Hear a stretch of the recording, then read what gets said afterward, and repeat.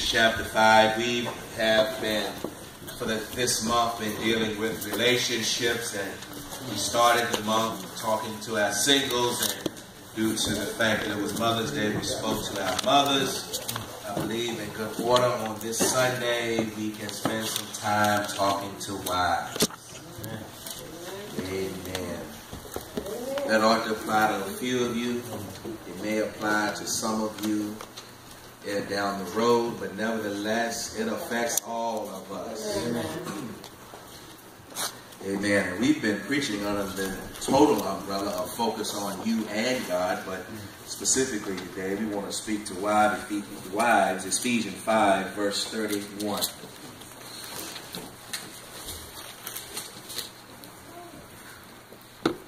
For this cause shall a man leave his father and mother, and shall be joined unto his wife, and they two shall be one flesh. This is a great mystery, but I speak concerning Christ and the church. Nevertheless, let every one of you in particular so love his wife even as himself, and the wife see that she reverence her husband. Some of you might not like me after today, but I want to speak about desperate housewives. Amen. I want to speak about desperate housewives. We live in a society today where everything is being redefined. We had people marching in Richmond just 2 or 3 days ago, some to continue to hold with what the institution of marriage has always been on one side of the street. On the other side, there were those saying, no, we live in a new era. It's time to change some things, and we need to get with the times. I just want to suggest to you, old folk used to tell me that if it ain't broke, don't fix it.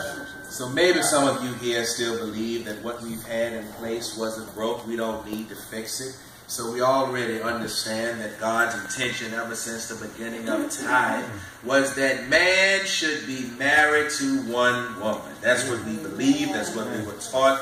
And I don't believe God has changed his mind. Now, what you choose to do with your own life is just like with anything else. The Bible also said, don't lie, but you tell those every now and again.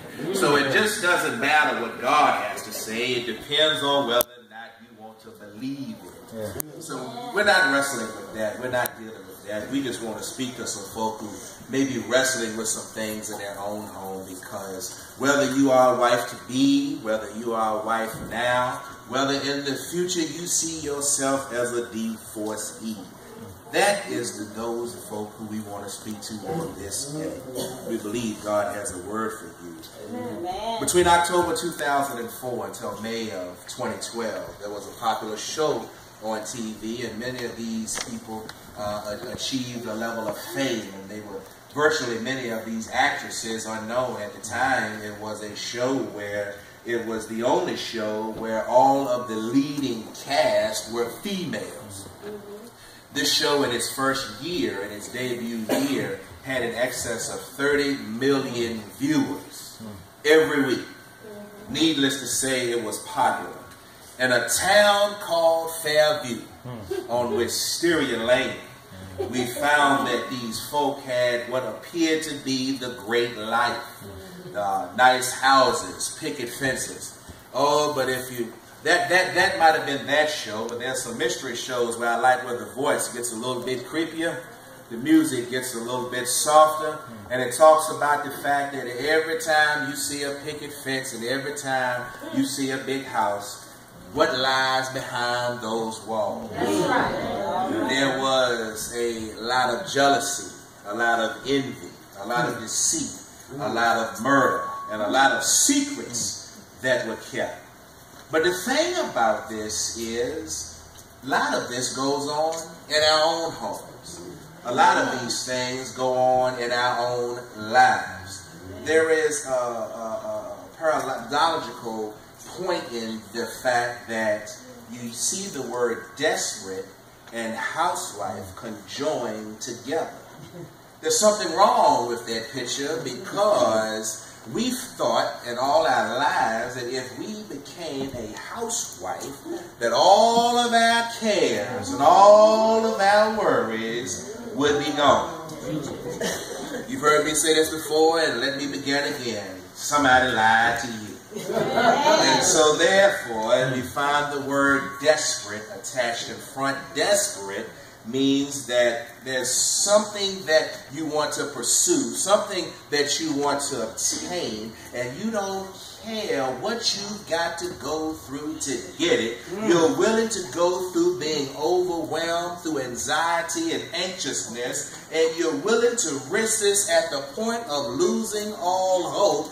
You are desperate to achieve what it is that you want to gain. So we find that word attached to housewife, someone who seemingly is someone who thought in their mind that when they got married, that everything would be all right. All my hopes, all my dreams, all my wishes would come true. Somebody lied. Because desperate and housewife, we find these words attached. The problem is, we can begin with, and we can look at this text, and I hope that as we unpack this, this will help someone, is that the first mistake that is made in marriages is often the greatest mistake. You think that because you get married, this person standing beside you is the center of your world and all your happiness.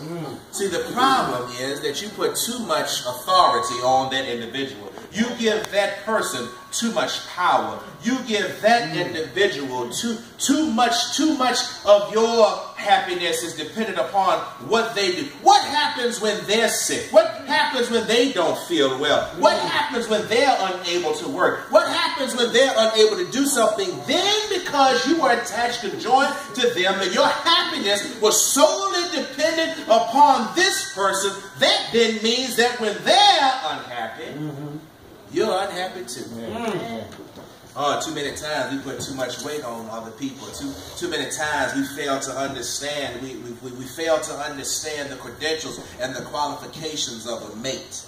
I get sick and tired of overused words. So many times we call people legends. We say this person is a living legend. We try to compare LeBron James to Michael Jordan, and we say this one is that and this one is this, and we try to compare them, and we don't understand that while you're still yet going through, you're going to accomplish some things and you're going to fall on some things. So you're still going through. Let's not label folk too quick. We meet somebody, they make us laugh, they make a mean potato salad or whatever, and we fall in love with the idea of who they are and what they can do and what they can accomplish, and then we throw around words like, this is my soul mate. This person does things to me that no one has ever done before. But didn't you say the very same thing 2 years ago when you were walking around with that same loser that you had been with for so long in your life? You said that this individual was your soulmate. You said that this person was going to take you to the mountaintop.